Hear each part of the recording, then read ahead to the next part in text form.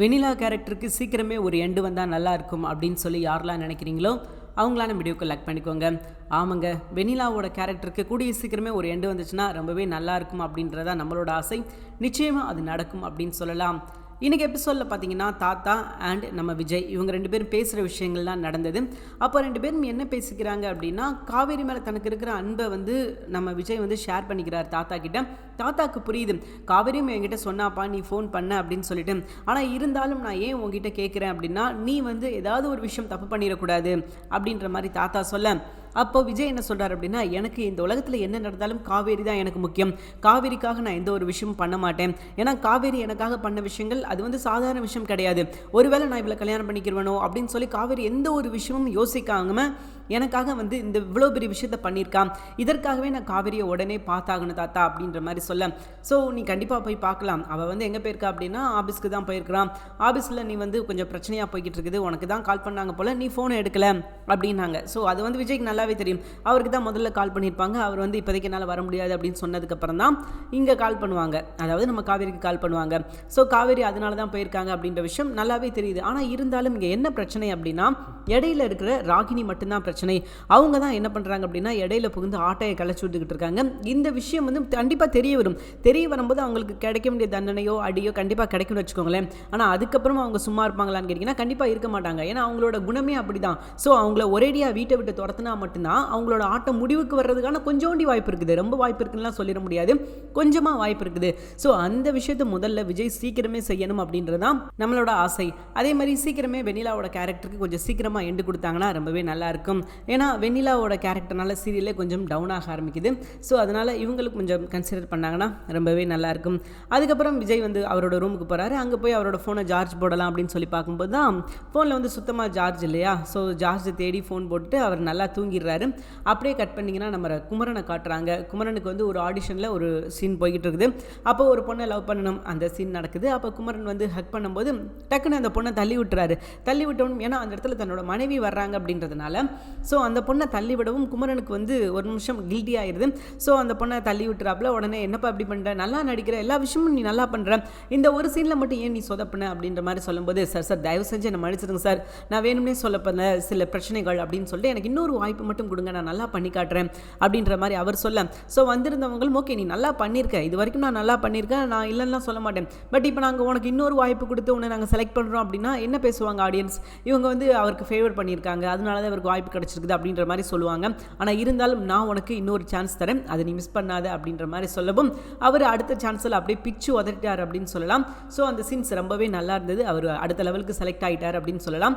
So director இதுக்கப்புறம் என்ன முடிவு எடுக்க போகிறாங்க அப்படின்றது அவங்க கையில் தான் இருக்குது. ஆனால் குமரனுக்கு ரொம்ப திருப்தியாக இருக்குது. இந்த விஷயத்தை கஷ்டப்பட்டு செலக்ட் பண்ணதில் குமரனை அடிச்சுக்க ஆள் கிடையாது அப்படின்னு சொல்லலாம். ஏன்னா குமரன் ரொம்ப பிரயாசப்பட்டார் அடுத்த லெவலுக்கு போகணும் அப்படின்னு சொல்லிட்டு. இது நிச்சயமாக அவருக்கு ஒரு முதல் படியாக இருக்கும். அதுக்கப்புறம் பார்த்தீங்கன்னா நம்ம காவேரியை காட்டுறாங்க. காவேரி என்ன பிரச்சனை அப்படின்னு சொல்லிட்டு கம்பெனியில் அலைசி ஆராயும் போது தான் இடையில இருக்கிறாங்க இல்லையா, அவங்க தான் பிரச்சனை அப்படின்றத அவங்க கண்டுபிடிக்கிறாங்க. சார் நீங்கள் தான் தப்பு பண்ணியிருக்கிறீங்க, அது எப்படி நீங்கள் லேபருக்கு கொடுக்க வேண்டிய சம்பளத்தை நீங்கள் கொடுக்காம நீங்கள் அவங்கக்கிட்ட இருந்து காசுலையும் நீங்கள் கமிஷன் எடுத்திருக்கீங்க, அதே மாதிரி அவங்க பேரை சொல்லியும் நீங்கள் எங்ககிட்ட கமிஷன் வாங்குறீங்க, நீங்கள் செய்கிறது கொஞ்சம் கூட சரி கிடையாது, நீங்கள் பண்ணுறது முழுக்க முழுக்க தவறான விஷயம், நீங்கள் இப்படி பண்ணக்கூடாது அப்படின்ற மாதிரி அவங்க ஆர்கியூ பண்ணுறாங்க. அப்போது அவர் என்ன சொல்கிறார் அப்படின்னா, இல்லை மேடம் நீங்கள் கவலைப்படாதீங்க, சீக்கிரமே நாங்கள் என்ன பண்ணுறோம், வெளியூர் நாட்டிலேருந்து வெளிநாட்டுக்காரங்களை நாங்கள் இறக்குறோம், அதாவது வடநாட்டிலேருந்து ஆள் இறக்குறோம், இவங்களாம் நமக்கு வேண்டாம், இவங்க ரொம்ப ரூல்ஸ் பேசுகிறாங்க அப்படின்ற மாதிரி சொல்ல, காவேரி இங்கே பாருங்கள், நீங்கள் இதுக்கப்புறம் இது சாத்தியமே இல்லாத ஒரு விஷயம், நீங்கள் என்ன பண்ணுவீங்களோ ஏது பண்ணுவீங்களோ எனக்கு தெரியாது, எங்களுக்கு இவங்களை வச்சு தான் வேலை பார்த்து ஆகணும், நீங்கள் அவங்களுக்கு கொடுக்க வேண்டிய காசு கொடுத்துருங்க, நாங்கள் உங்களுக்கு என்ன தரணுமோ நீங்கள் என்ன எதிர்பார்க்குறீங்களோ அந்த விஷயத்தை நாங்கள் தரோம், நீங்கள் செய்கிறது தப்பு அப்படின்ற மாதிரி சொல்லிட்டு ஃபோனை வச்சிடுறாங்க. அப்போ அவங்களுக்கு புரியுது இவங்க பண்ணுறது தப்பு, ஏன்னா அவங்களுக்கு என்ன சம்பளம் சொல்லி கூட்டு வந்தாங்களோ அந்த சம்பளத்துலேயும் கமிஷன் அடிக்கும்போது அவங்க கண்டிப்பாக வேலை பார்க்க மாட்டாங்க, நீங்கள் செய்கிறது தப்பு அப்படின்னு தான் அவங்க கேட்பாங்க. அதை கேட்குறது இவரால் ஏற்றுக்க முடியல, அது காவேரிக்கு புரியுது. அப்போது இதுக்கப்புறம் காவேரி இந்த ஆள் சரிப்பட்டு வரமாட்டான், இவன் பணப்பேய் அப்படின்னு சொல்லிட்டு அவனை வேலையை விட்டு தூக்க போகிறாங்க. ஆனால் இந்த வேலை முடிஞ்சதுக்கப்புறம் தான் தூக்குவாங்கன்னு வச்சுக்கோங்களேன். காவேரிக்கு இப்போ கம்பெனி நல்லபடியாக ரன் ஆகணும் அப்படின்றதுல தான் ரொம்ப பிரயாசமாக இருக்குது. இவங்களை அடுத்த கட்டத்துக்கு கொண்டு போகணும் அப்படின்னா இந்த விஷயத்தை கரெக்டாக செஞ்சால் மட்டும்தான் காவேரிக்கு இது சாத்தியம் அப்படின்னு தெரிஞ்சுக்கிட்டு தான் காவேரி என்ன பண்ணுறாங்க, இந்த விஷயத்தை எப்படியாவது சரி பண்ணணும் அப்படின்னு சொல்லி ஒரு விடாமுயற்சியில் அவங்க என்ன பண்ணியிருக்காங்க அப்படின்னா கம்பெனியை ரன் பண்ணுறதுக்கான முயற்சி பண்ணியிருக்காங்க. ஸோ அதுக்கப்புறம் பார்த்திங்கன்னா சக்ஸஸ்ஃபுல்லாக போய்கிட்டு இருக்குது, வேலையும் நடக்க ஆரம்பிச்சிருச்சு. காவேரி என்ன நினச்சாங்களோ அந்த விஷயம் நடக்குது. ஸோ அதுக்கப்புறம் என்ன சிக்கல் வருது அப்படின்னா, விஜய் ஃபோன் பண்ணலை, நம்மளாவது ஃபோன் பண்ணி பார்ப்போமே அப்படின்னு சொல்லிட்டு விஜய்க்கு காவேரி ட்ரை பண்ண, விஜயால் அப்பையும் ஃபோனை எடுக்க முடியல. சரி நம்ம போய் நேரில் போய் பார்த்துடலாமே அப்படின்னு சொல்லிட்டு இங்கே கம்பெனியில் உள்ள பிரச்சனைகள்லாம் முடிச்சுட்டு காவேரி நேரம் எங்கே போகிறாங்கன்னா ஆஸ்பத்திரிக்கு போகிறாங்க. இங்கிட்டு விஜய் வந்து கிளம்பிக்கிட்டு இருக்காரு, எங்கே காவேரியை பார்க்குறதுக்காக கம்பெனிக்கு கிளம்பிக்கிட்டு இருக்காரு. இது என்னடா விஜய்க்கு காவேரிக்கு வந்து சோதனை, ரெண்டு பேரும் ஒருத்தர் பார்க்கவே விட மாட்டாங்க போல இருக்கு நம்ம ராகினி. இடையிலேருந்து எப்படியாவது ஆட்டையை கலைச்சி விட்டணும் அப்படின்னு தான் அவங்க நினச்சிக்கிட்டு இருக்காங்க. இது மேலும் அவங்களுக்கு வந்து ஒரு வாய்ப்பை ஏற்படுத்துது. இவங்க ரெண்டு பேரும் பேசலை அப்படின்றத எவ்வளோ பாசிட்டிவாக எவ்வளோ தூரத்துக்கு அவங்களுக்கு சாதகமாக மாற்றிக்க விட முடியுமோ அவ்வளோ சூப்பராக மாற்றிக்கிட்டு இருக்காங்க ராகினி. அந்த வகையில் இப்போ இவங்க ரெண்டு பேரும் ஒருத்தர் இன்னும் பார்த்துக்கிடாமல் இருக்கிறது அவங்களுக்கு இன்னும் சாதகமாக அமைஞ்சிடும். ஸோ அங்கிட்டு போய் அங்கே ஹாஸ்பிட்டலில் போய் அங்கே விசாரிச்சு அங்கே என்ன சொல்கிறாங்க அப்படின்னா, இவங்க விஜய் சாரோட ஒய்ஃபா அப்படின்ற மாதிரி நர்ஸு கேட்க அப்படியே ஒரு நிமிஷம் காவேரியோட முகமே வாடி போயிடுச்சு அப்படின்னு சொல்லலாம். ஏன் அப்படி சொல்கிறீங்க அப்படின்னு கேட்கும்போது, இல்லைம்மா நைட்டெல்லாம் கண் முழிக்காமல், அதாவது கண் உறங்காமல் இவங்களை வந்து வச்ச கண் வாங்காமல் பார்த்துக்கிட்டு இருந்தாரு, அதில் சொல்லிட்டோம், நாங்கள் ஒருவேளை தப்பாக சொல்லிட்டோமா, எங்களை மன்னிச்சிருக்கோங்க அப்படின்ற மாதிரி சொல்ல, அதை தான் சொல்ல வேண்டியது எல்லாத்தையும் சொல்லிட்டேம்மா, இனி சொல்கிறதுக்கு என்ன இருக்குது அப்படின்ற மாதிரி அவங்க ஃபீல் பண்ண. ஸோ அதுக்கப்புறம் என்ன, இவங்களுக்கு வந்து எப்படியாவது குணமாகணும், நல்லா இருக்கணும் அப்படின்ற மாதிரி அவங்க நினைக்கிறாங்க. ஸோ என்ன நினச்சாலும் சரிங்க, இதுக்கப்புறம் எதுவுமே நடக்காது அப்படின்றது நல்லா தெரியுது. ஆனால் எல்லாமே காவேரி கைவிட்டு போகிற மாதிரி நினைக்கிறாங்க. அவங்க யாருக்கிட்டையாவது விசாரிக்கலாம், குமரன் கிட்டே கேட்கலாம், யாருக்கிட்டையும் சம்திங் கேட்டுருந்துருக்கலாம், பட் யாருக்கிட்டையுமே கேட்க முடியாத ஒரு சுச்சுவேஷன். அந்த பக்கம் பார்த்தீங்கன்னா விஜய் அங்கே ரூமுக்கு போய் வீட்டுக்கு தான் போனார் இன்றைக்கி. அங்கே வீட்டில் போய் நல்லா தூங்கி எழுந்திரிச்சு, சரி நம்ம இப்போ ஏதாவது கிளம்பலாம், போய் வந்து காவேரியை மீட் பண்ணலாம் ஆஃபீஸில் போயின்னு சொல்லிட்டு அவர் வந்து அங்கே கிளம்புறதுக்காக அங்கே போகும்போது இவங்க என்ன பண்ணியிருக்காங்க, அங்கேருந்து இங்கே கிளம்பி வந்துட்டாங்க. ஸோ திருப்பி இவர் என்ன பண்ணுவார், ஆஃபீஸ்க்கு போவார். ஆஃபீஸ்க்கு போனால் காவேரி வந்து எங்கே இருப்பாங்க, ஆஸ்பத்திரியில் இருப்பாங்க. சரி ஆஸ்பத்திரிக்கு போயிட்டாளா காவேரி அப்படின்னு சொல்லிட்டு இவங்க ஆஸ்பத்திரிக்கு போவார். ஆஸ்பத்திரியிலேருந்து இவங்க காவேரி வீட்டுக்கு வந்துடுவாங்க. இதுதான் நடக்க போகுது இதுக்கப்புறமும். ஸோ எது எப்படி இவங்க ரெண்டு பேர் ஒருத்தர் புரிஞ்சுக்கிடணும், அதற்கான ஒரு வாய்ப்பு அமையல. ஆனால் மற்றவங்க எல்லாருக்குமே தெரியுது இவங்க ரெண்டு பேரும் ஒருத்தர் உயிராக இருக்கிறாங்க அப்படின்னு சொல்லிட்டு. இங்கே என்ன பிரச்சனை அப்படின்னா, காவேரிக்கு தான் பிரச்சனை. காவேரியால் மட்டும்தான் அவரை புரிஞ்சிக்க முடியல. இவரை பற்றின விஷயங்கள் எல்லாமே இவங்களே தப்பாக, அதாவது இவங்களே கரெக்டாக சொல்கிறாங்க. காவேரி அவர் இப்படி பண்ணார், அவர் இப்போ ஃபோன் பண்ணார், இப்போ பேசினார் அப்படின்னு சொல்கிறாங்க. இந்த விஷயம் குமரனே வந்து என்ன பண்ணிட்டாரு, கங்கா கிட்ட சொல்லிட்டாரு. ஸோ கங்காவும் வந்து இந்த விஷயத்தை இன்னும் யாருக்கிட்ட சொல்லலை அப்படின்னா காவேரி கிட்ட சொல்லலை. காவேரி பக்கத்தில் இருக்கும்போதே சொல்லலை, இப்போயா சொல்ல போகிறாங்க. ஸோ அவங்களும் காவேரி கிட்ட சொல்லலை. காவேரி வந்து அவங்களோட மனசை என்ன சொல்கிறது தெரியல. வெண்ணிலா வந்து வந்ததுக்கப்புறம் நம்மளை மறந்துடுவாரோ விஜய். ஏன்னா ராகினி வந்து அப்படி தான் சொல்லியிருப்பாங்க, வெண்ணிலா வந்ததுக்கப்புறம் உனக்கு இங்கே என்ன வேலை, வெண்ணிலா வந்துட்டானா நீ கெட் அவுட்டு, வெண்ணிலாவுக்கு கட் அவுட்டு அப்படின்ற மாதிரிலாம் சொல்லியிருப்பாங்க. ஸோ ஒருவேளை அந்த சம்பவம் நடந்துருமோ அப்படின்ற ஒரு எண்ணம், ஒரு பயம் அவங்களுக்கு வந்துருச்சு. இந்த சம்பவம்லாம் நடக்கக்கூடாது அப்படின்னு தான் அவங்க நினச்சிக்கிட்டு இருந்தாங்க. ஒருவேளை நடந்துருமோ அப்படின்ற ஒரு கவலை அவங்களுக்கு வருது. அவங்கள வந்து இப்போ தான் உண்மையாக லவ் பண்ண ஆரம்பிச்சிருக்காங்க. ஸோ காவேரி வந்து விஜய் இப்போ தான் உண்மையே விரும்ப ஆரம்பிச்சிருக்காங்க. அதனால் அவங்களுக்கு எந்த பிரச்சனையும் வந்துடக்கூடாது அப்படின்ற மாதிரி அவங்க நினச்சாலும் பிரச்சனை வர்றதுக்கான வாய்ப்பே கிடையாது. ஏன்னா ஒருத்தர் நல்லா புரிஞ்சிருக்கிறாங்க.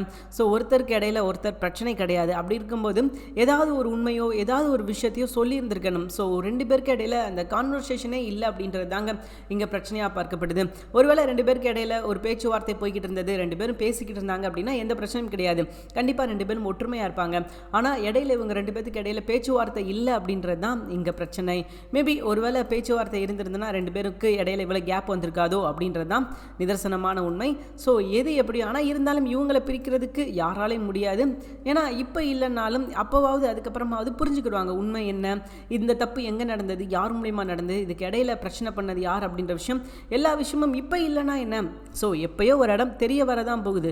இவங்க நினைக்கிற மாதிரி இந்த விஷயம் கடைசி வரைக்கும் தெரியாமலாம் இருக்காது, நிச்சயமாக தெரிய வரதான் போகுது. தெரிய வந்ததுக்கப்புறம் தான் இருக்குது ஒரு தரமான சம்பவம். ஏன்னா பண்ண வேலைகள்லாம் அப்படி ராகினி. ஸோ ராகினிக்கு ஒரு சரியான தண்டனை கிடைக்கணும் அப்படின்றது தான் நம்மளோட ஆசை. அது கிட்டத்தட்ட நெருங்கி வந்துக்கிட்டு இருக்குது.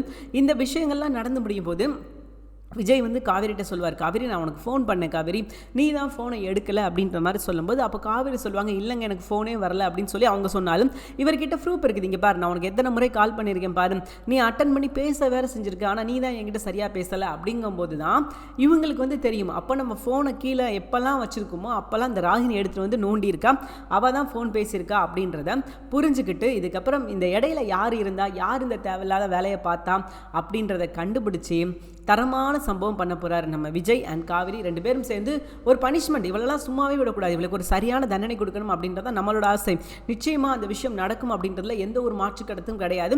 நடக்கணும், நடந்தாகணும். ஏன்னா இதுக்கப்புறம் இவளை வீட்டுக்குள்ளே வச்சிருந்தா அது சரிப்பட்டே வராது. ஸோ இவளை அடித்து துரத்துனா மட்டும்தான் இவங்க நிம்மதியாக இருக்க முடியும். இல்லை அப்படின்னா நாளுக்கு நாள் இவங்களுக்கு தான் அது பிரச்சனை. ஸோ சீக்கிரமே பார்த்தீங்கன்னா இவளை அடித்து துரத்தணும். அடித்து துரத்திட்டு அவங்க வந்து நிம்மதியாக இருக்கணும் அப்படின்னா இந்த விஷயங்கள் கண்டிப்பாக பண்ணி தான் ஆகணும். ஏன்னா வேறு ஆப்ஷனே கிடையாது. அவள் அந்த வீட்டுக்குள்ளே இருக்கிற வரை இவங்களுக்கு தான் பிரச்சனை, டேஞ்சர். எப்படினாலும் பார்த்தீங்கன்னா ஏதாவது ஒரு வகையில் பிரச்சனை கொடுத்துக்கிட்டே தான் இருப்பான். ஸோ அதுக்கப்புறம் என்ன, இவங்க 2 பேரும் பிரச்சனையை நோக்கி ஓடிக்கிட்டே தான் இருக்கணும்.